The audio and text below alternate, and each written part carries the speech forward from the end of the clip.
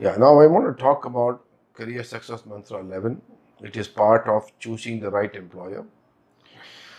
Here I want to talk about what you cannot expect from your first employer. When I go to campuses, I talk to young people. You ask them what you expect from the employer. These four items come in their list, which is wrong.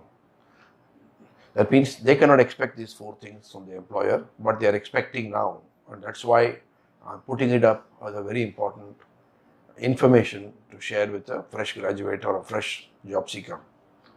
The first one is 9 to 5 job. Especially girls, when I ask them, they say, no, I want a job which I can go to office at fixed timing and come back home. In my mind, the concept of 9 to 5 or a shift timing, 8 hours of shift timing, whether you're a BPO, any one of them, they are declining. What do you mean by that? When you have a job from 9 to 5, what it means is whatever happens, I'll shut the door and go home at 5 o'clock. That's not going to happen. Jobs will spill over. There will be some deadlines for the day. You have to stay back on that night, stay back very late in the evening. So in the first job, 100% of the time, please be aware you should work for 12 hours or 14 hours. If you go with a mindset, you are not stressed out, you're not disappointed. The second is compensation.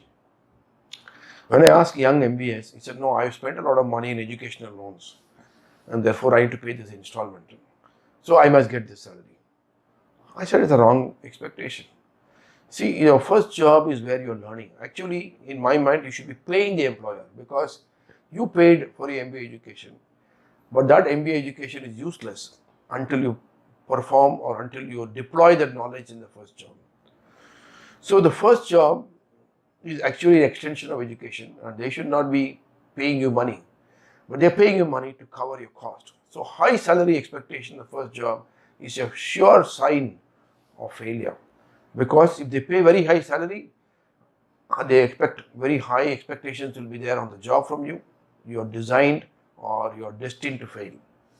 So don't expect high compensation from your first job. Third is growth. People say, when I ask young people, what do you want to be? In 5 years, I want to become a senior position. In 10 years, I want to become senior position.